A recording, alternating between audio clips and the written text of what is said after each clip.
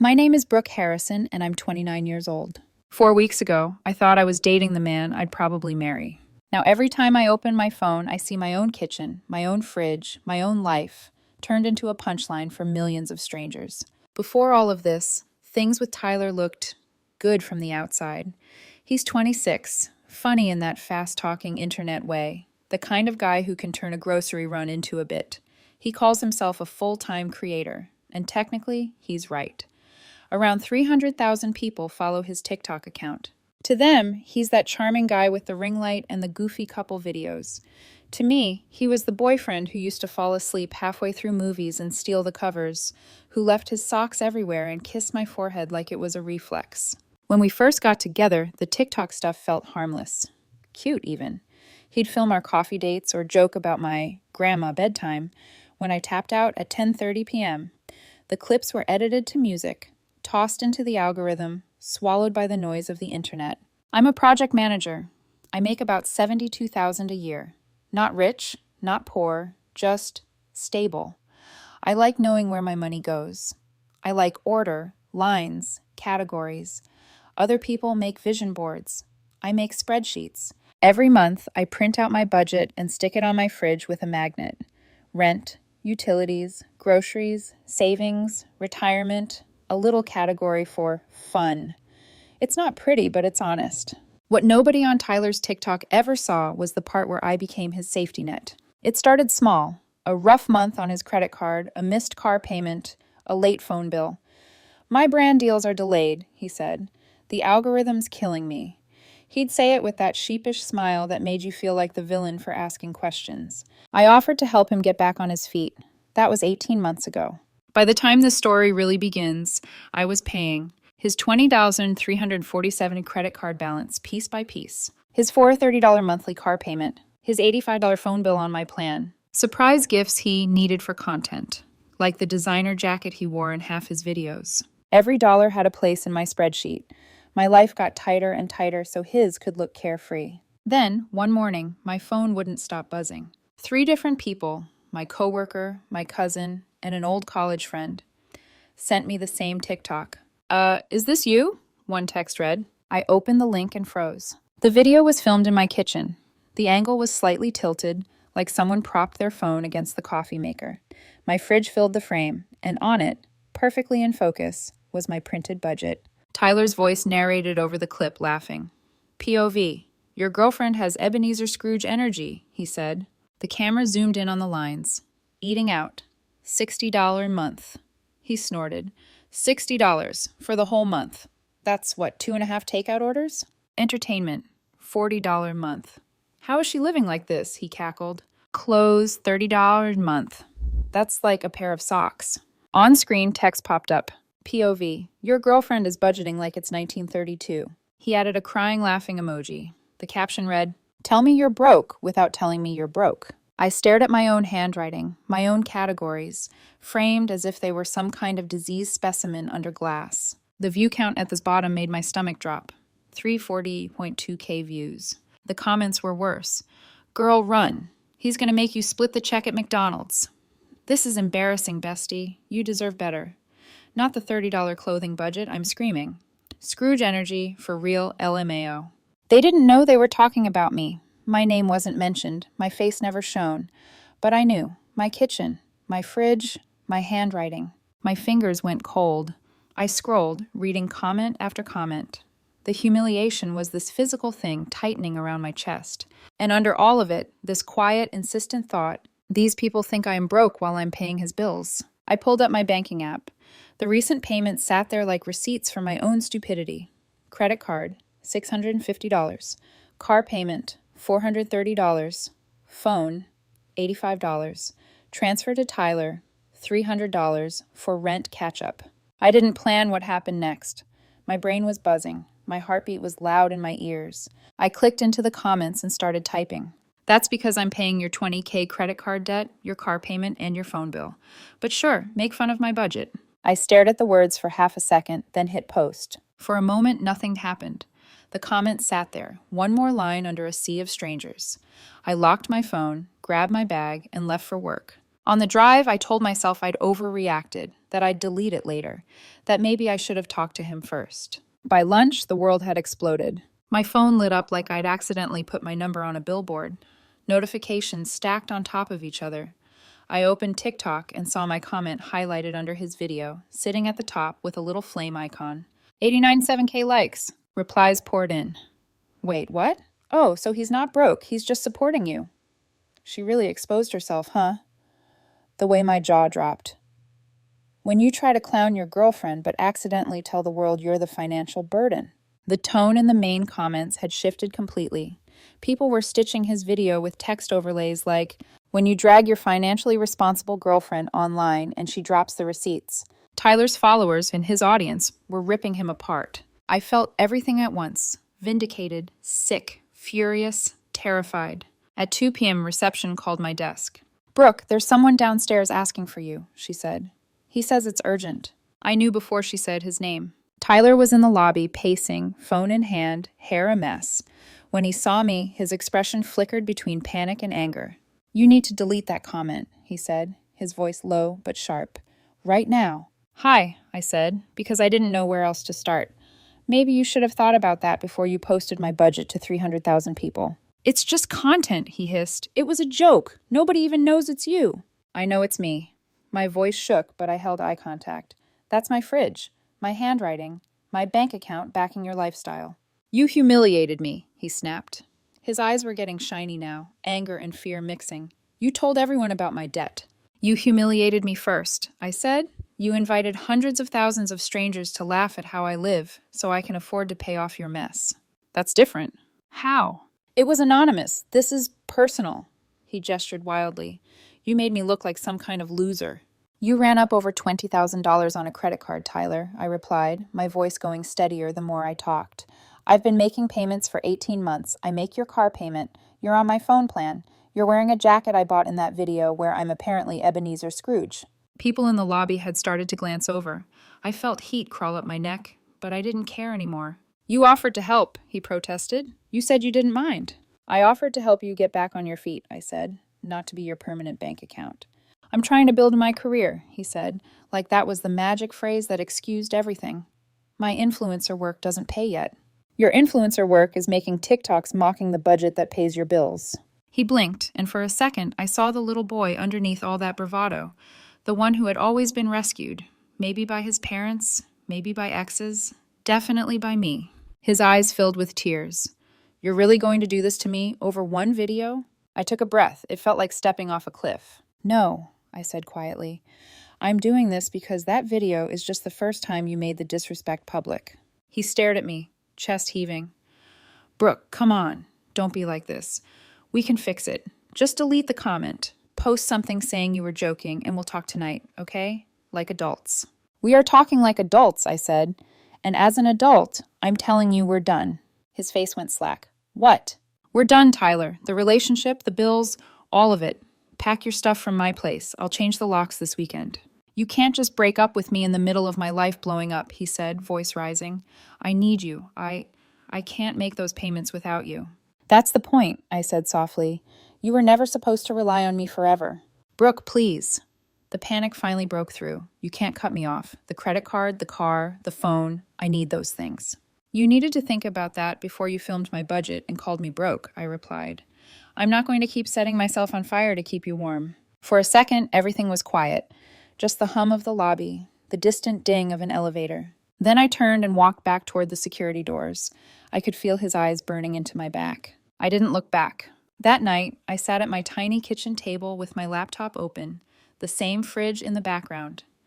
The budget printout still clung to the door, unchanged. One by one, I started making calls. The credit card company. "Hi, I've been making voluntary payments on someone else's account. We're no longer together. I need to remove my authorization and stop future payments." The car lender.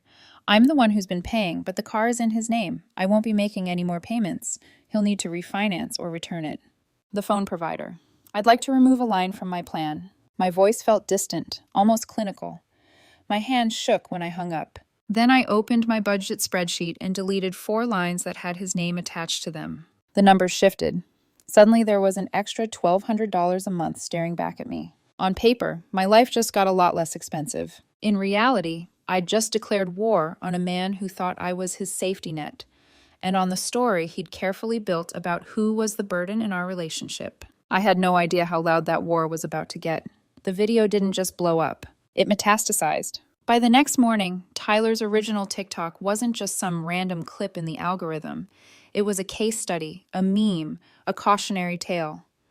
My comment had become the headline. I woke up to 24 unread messages and a notification tab that looked like it was trying to escape my phone. Someone had stitched the video with the title, "When you try to clown your girlfriend's budget and accidentally reveal you're the financial deadweight." Finance creators, relationship commentators, even those storytime channels had grabbed it. One video, a guy in glasses breaking down my budget line by line, already had over 2 million views. "She's not broke," he said, pointing at a screenshot of my list like it was sacred text. "She's disciplined. That's how she can afford to cover his bills. This is the kind of person you marry, not mock."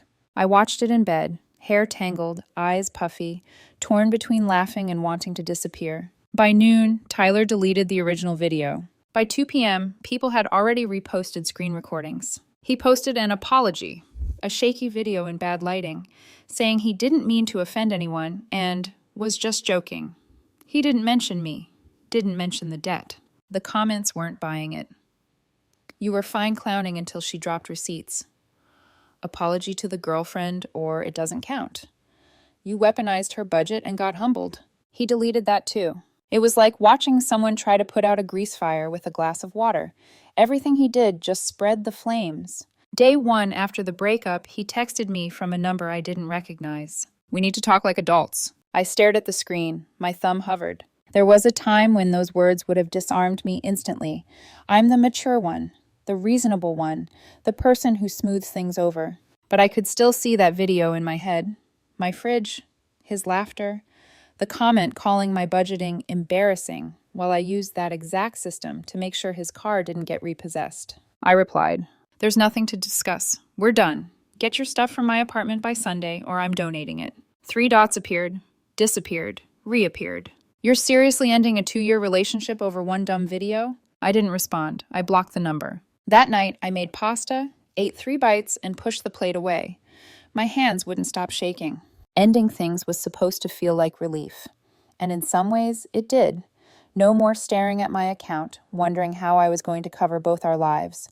No more sick feeling in my stomach when he called a brand deal life-changing, and then spent the entire payout on clothes and trips. But grief doesn't care about logic. You can know you made the right call and still feel like someone scraped you raw from the inside out. I sat at my kitchen table, staring at the printout on my fridge. I took a pen and wrote in tiny letters at the bottom, "No more line items for people who mock you." Day 2. He didn't come alone. There was a knock on my door around noon, sharp and insistent. I peeked through the peephole and saw 3 figures, Tyler, his mom, and his best friend Chelsea. Of course. I cracked the door but kept the chain on. "What do you want?" "Brooke, open up," Tyler said. His voice was strained, eyes wild. "You can't just ghost me." "I didn't ghost you," I said. "I broke up with you. There's a difference." His mom leaned into view, arms crossed. I'd always thought she was nice in that overly involved way, the kind of woman who called her son my baby, even at 26. "You can't abandon him like this," she said, ignoring that we were in my hallway, outside my apartment. "He's struggling." "I didn't abandon him," I said, hearing my own voice flatten out. "I stopped making voluntary payments on his debt after he publicly humiliated me. That's not abandonment. That's boundaries." Chelsea rolled her eyes. "Brooke, come on. It was a joke. You embarrassed him way worse." "I didn't post Tyler's bank account online," I said. "I responded in the same public forum he chose. You all just don't like that his audience saw the whole picture." Tyler stepped closer to the door. "You're ruining my life over a spreadsheet." "No," I said softly. "I'm just stepping out of the role you put me in." "You know he needs the car for work," his mom said, voice going shrill. "For brand meetings, content, everything. You can't just cut off payments like that." "The car is in his name," I replied. "If he needs it, he can pay for it. Or talk to the dealership. It's not my responsibility." Chelsea scoffed. "You're being vindictive." "Maybe I am," I said. "Or maybe I just finally stopped setting myself on fire to keep your friend warm." There was a beat of silence. Tyler's jaw clenched. "This isn't you. You're not cruel. This isn't cruelty, I said. This is me choosing myself after 18 months of choosing you. You're going to regret this, his mom snapped. I already regret something, I said, but it's not this. I shut the door, locked the deadbolt, leaned my forehead against the wood and exhaled, shaking. I could hear muffled voices on the other side for a while, guilting, pleading, angry tones. Eventually, footsteps retreated down the hall. I slid down to the floor and sat there, knees pulled to my chest, listening to the quiet. Day 3. That's when the money itself came knocking. Around lunchtime, my phone lit up with an unfamiliar number. I let it go to voicemail. A minute later, another unfamiliar number, then another. Finally, I picked up. Hello? Brooke? It was Tyler. The desperation in his voice was immediate. What did you do? I'm at work, I said. This better be important. The credit card company called me, he said. They said you stopped payments. They said the minimum is due in 3 days, or it goes late. I can't afford $340 this month. That's not my problem anymore, I said. I could hear my own heart pounding. It's your card. Your debt. You said you'd help, he shouted. I did help, I said. For 1.5 years. I have the statements, Tyler. That Miami trip, your designer shoes, the restaurants, those weren't emergencies. You spent like it was free money while calling my budgeting Scrooge energy. This is financial abuse, he snapped. You can't just yank support like that out of nowhere. I almost laughed. Financial abuse is when someone controls your money to trap you, I said. I never controlled your accounts. I just stopped subsidizing them. You're heartless, he said. You know that? Maybe, I replied, but I'm no longer broke and heartless. I hung up before he could respond. That night, my DMs were full of strangers, opinions, drama takes. But one message stood out. Simple, quiet, buried between memes and outrage. Hey, you don't know me, but I used to date Tyler. I clicked on the profile. A woman around our age. Dark hair, tired eyes. Her name was Maddie Cole. We dated for 1 year. He did something similar. Ran up debt, called it temporary, made fun of me for being cheap. When I stopped bailing him out, he told everyone I abandoned him. My stomach twisted. Just wanted to say, you're not crazy, and you're not cruel. He just doesn't like consequences. I stared at the message for a long time, breathing slowly, feeling something unclench deep in my chest. I typed back, "Thank you. I'm sorry you went through it too." She replied with a single line. I'm glad someone finally said it out loud. Day 4. The car dealership called him. I know this because 10 minutes later, he called me from yet another number. They're going to repossess my car, he said, voice breaking. They said I have 30 days before it hits my credit. They said I need proof of income to refinance, and my score is 580, so I got denied. You have to help me, Brooke. No, I said. The word felt terrifying and clean. I don't. You're really going to let them take my car? I'm not letting anyone do anything, I said. You're just experiencing the consequences of choices you made while I paid for the chance to avoid them. I can't do this without you, he said. Please. You could have started doing it without me 18 months ago, I replied. Instead, you made me the villain for having a budget. He went quiet, then tried another angle. My mom says this isn't like you. She says you're acting out of anger, not love. I've been acting out of love for a long time, I said softly. This is me acting out of self-respect. He hung up. 2 hours later, his mom left a voicemail, her voice thick with tears. Brooke, please, the repo truck is scheduled for Monday. Do the right thing. I sat at my kitchen table replaying those words. Do the right thing. For 2 years, the right thing had always meant swallowing my discomfort, opening my wallet, making myself small so he could feel big. Now, the right thing looked like doing nothing. I glanced at the budget printout on my fridge. The categories were the same. The numbers had changed. For the first time, every line on that page belonged to me. The internet thought this story was about a car and a credit card and a viral comment. But sitting there in my quiet kitchen, I knew better. This was about the first time in my adult life I'd chosen not to save someone who kept setting the house on fire. And Monday, when the tow truck came, the whole world was going to see what it looked like when I stepped away from the flames. Monday arrived with the kind of cold, metallic quiet that feels like the world is holding its breath. I wasn't there when the repo truck took the car, but I didn't have to be. The internet made sure of that. At 7:12 a.m., my phone buzzed with a notification from a mutual friend. Brooke, you need to see this. It was a TikTok. Tyler had filmed himself standing in the parking lot of his apartment complex, hair unwashed, hoodie wrinkled, phone shaking in his hand. Behind him, a tow truck was loading his car, the same one I'd paid for every month, the same one he used to drive to brand meetings that didn't actually exist. He was crying, no, sobbing, wiping his face dramatically as the camera zoomed in on the chains tightening around the tires.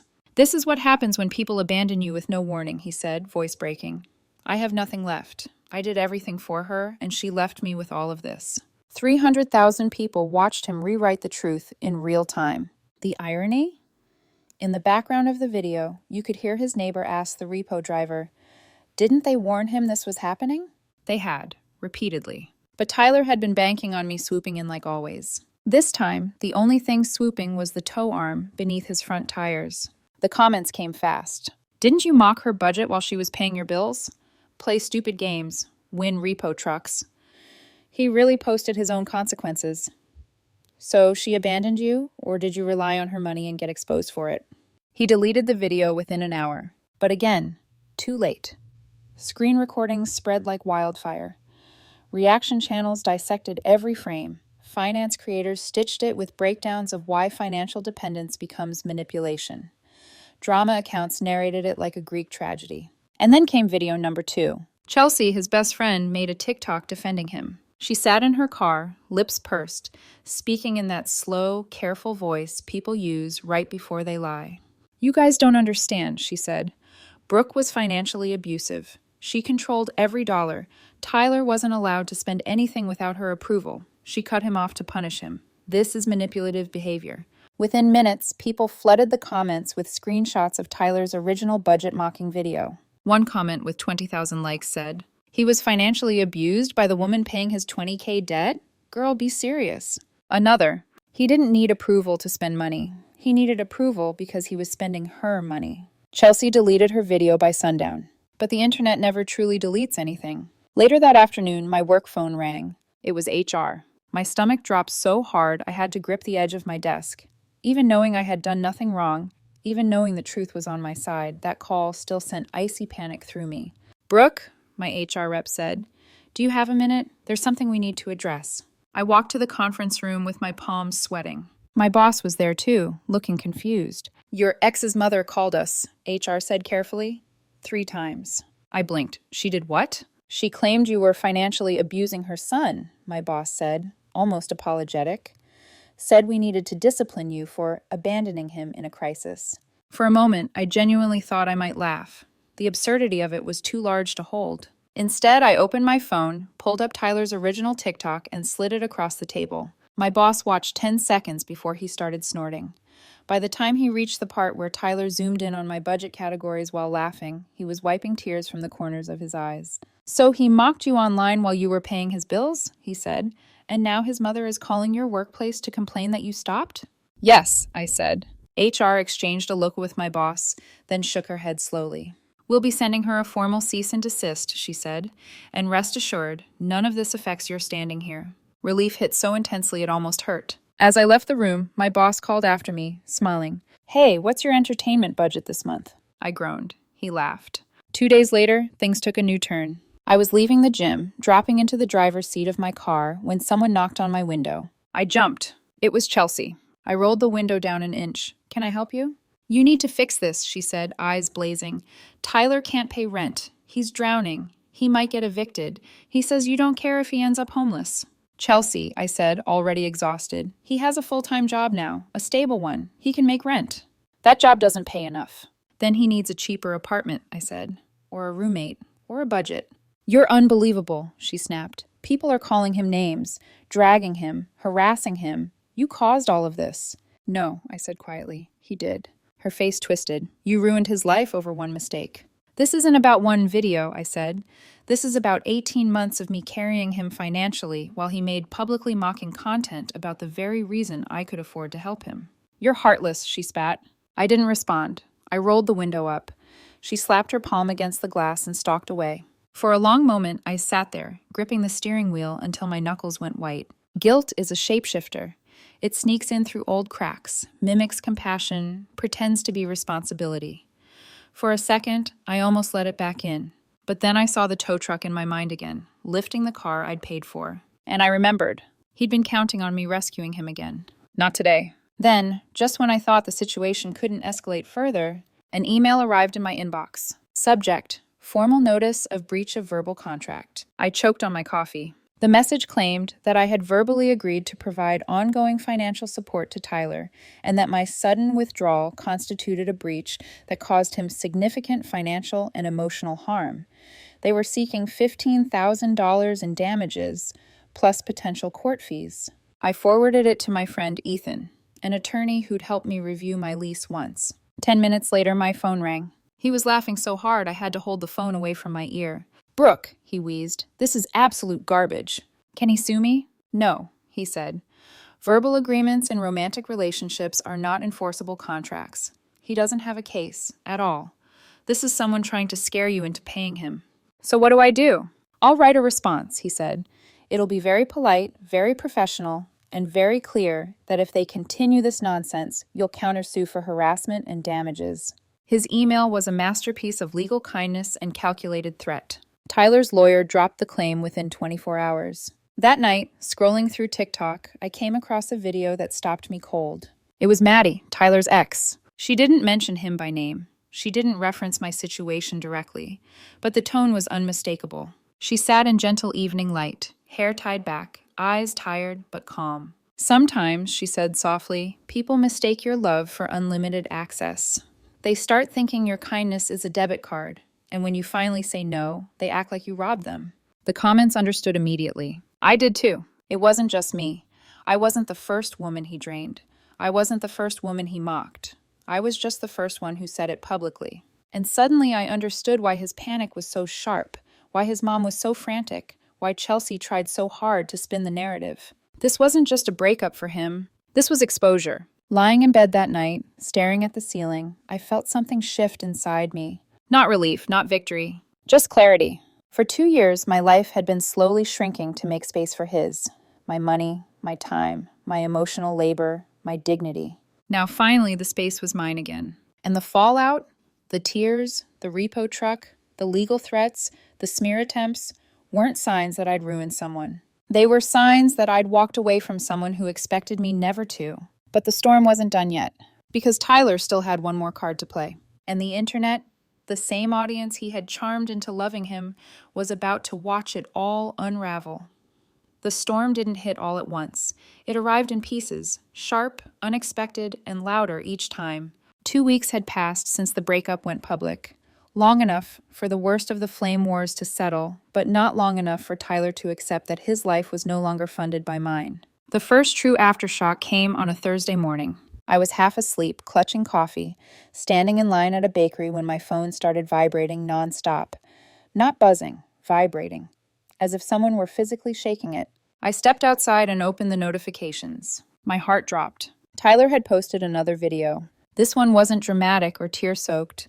It wasn't filmed in a parking lot or in his car, or from some sad angle meant to guilt his viewers. It was quiet, measured, manipulative in a way I recognized instantly. He sat on the edge of a neatly made bed, his childhood bedroom, I would realize later, with soft music playing underneath. His eyes were red but clear, and he said, voice trembling just enough to sound authentic, "I'm finally ready to talk about what happened." 12 words, 24 hours, 3 million views. I forced myself to watch the rest. "I've been in a really dark place," he said. "When someone you love abandons you in your hardest moments, it changes you. I'm trying to heal. But I want people to know I never meant to hurt her. I was joking, I was stupid, and now I'm paying the price." He swallowed, the kind of swallow meant to make women in the comments say, "Stay strong, King." "She didn't just cut me off," he continued. "She left me drowning. She walked away from everything we built. She didn't even give me a chance."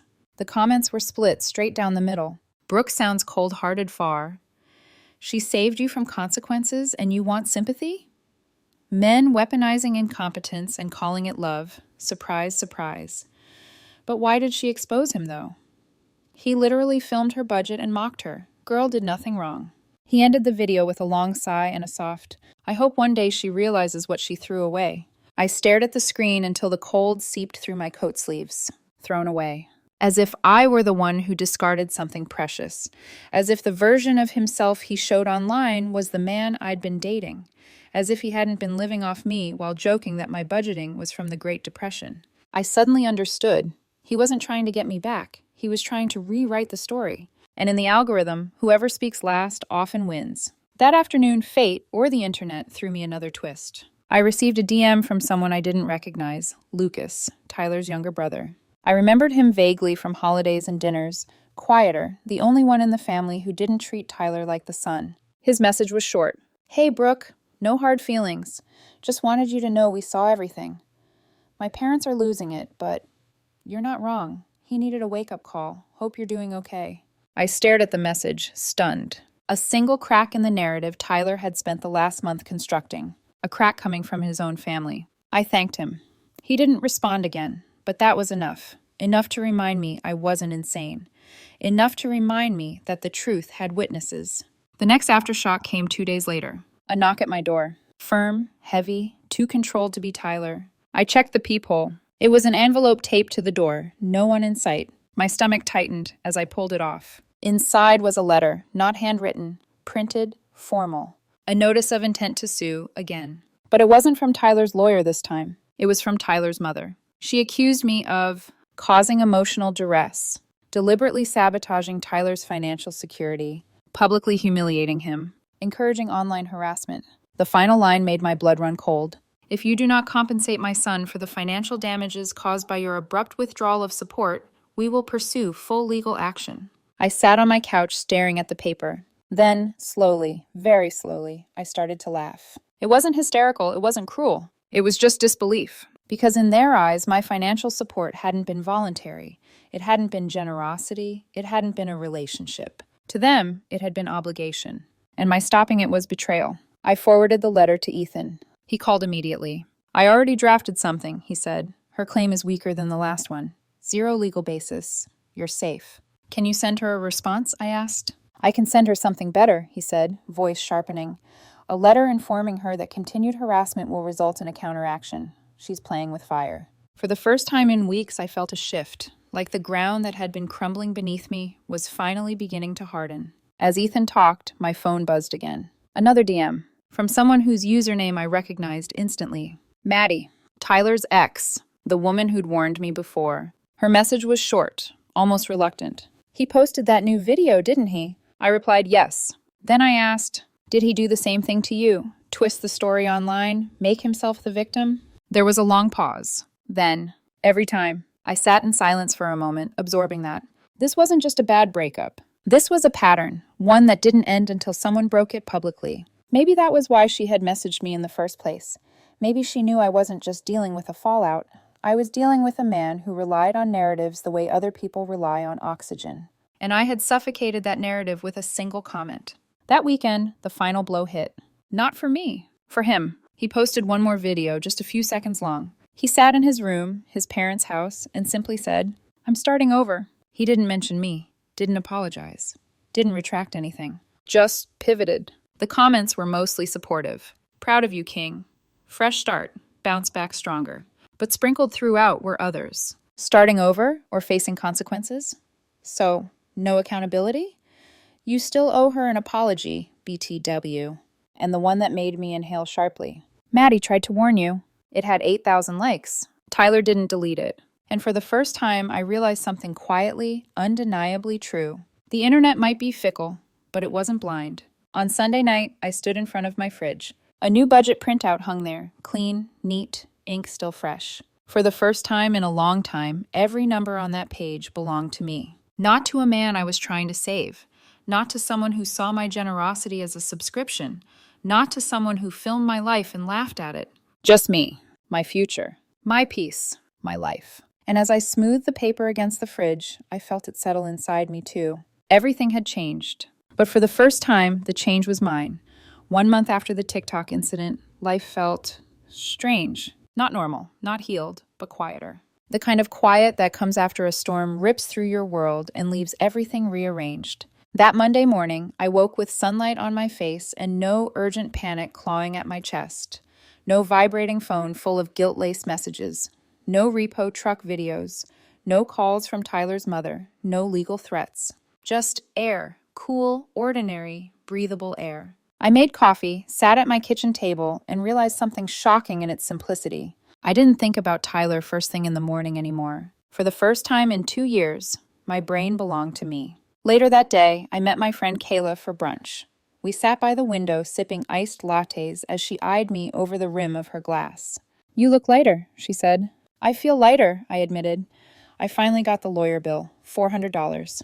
"Worth every cent," she said instantly. I laughed, because it was true. I would have paid triple for the peace of mind that came after his mother backed off, after HR shut her down, after the legal nonsense evaporated. My freedom had a receipt, and I framed it in my mind. Kayla leaned in. "So, no more drama?" I hesitated, because the internet had its own rhythm, its own appetite, and the story wasn't quite done chewing. That afternoon, I checked TikTok, something I had avoided more and more lately. Tyler had moved back into his parents' house. He didn't say it outright, but the background gave it away. Posters from his teenage years, a dresser too small for a grown man, the lighting of a room that hadn't changed since he was 17. He had pivoted. Hard. His new content was budget-friendly living. Videos titled, "How I'm Paying Off 20K in Debt," "Thrifting My Way to Financial Freedom," "Meal Prepping on a Budget." One video even began with, "Sometimes we hit rock bottom so we can rebuild better." I blinked. He was giving advice now? Advice built on a budget he once weaponized against me? Comments ranged wildly. "This is actually helpful. Growth. Proud of you, King. Didn't you mock your ex for budgeting, and now you're doing the same thing? Brooke taught you well, and you didn't even tag her." He never replied to those. He just deleted them quietly, like he was deleting every version of the past that didn't fit the new persona. His roommate posted a separate TikTok about needing a replacement because some people don't pay their share and leave others in the dust. He didn't say Tyler's name. He didn't have to. Everyone already knew. Meanwhile, my life began blooming in small, subtle ways. Little joys. Tiny freedoms. The $1,145 a month I once poured into someone else now flowed directly into my savings. My emergency fund jumped to $25,000.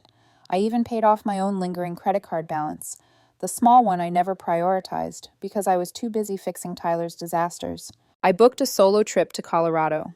A quiet cabin, mountains, a place where no one knew my face from TikTok or my name from comment sections. When I got back, my coworkers joked about my luxury vacation. "Thanks to my generous benefactor myself," I'd said, and the whole office laughed. Even HR softened toward me.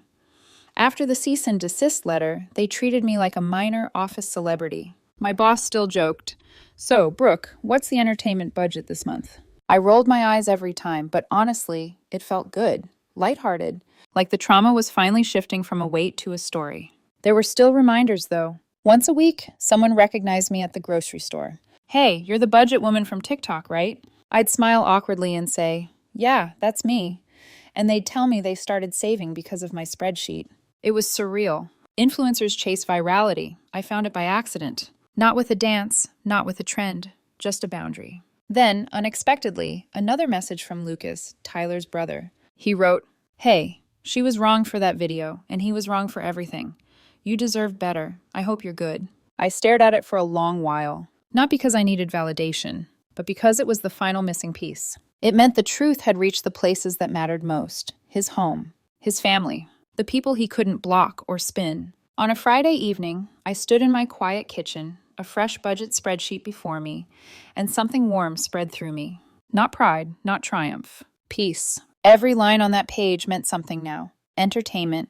$200, because joy doesn't need to be rationed when you're not carrying someone else's life. Eating out. $150, because I no longer had to squeeze every dollar to make room for another adult's car payment. Savings. Increased, because the future I'm building is mine alone. No Tyler section anywhere, because that chapter was closed. As I taped the new printout to the fridge, I thought, he mocked this paper. He weaponized it. He turned it into a joke for strangers. But this paper, it saved me. It exposed him. It gave me my freedom back. It gave me my life back. For the first time since the whole nightmare began, I whispered to myself, "You did the right thing." And I believed it.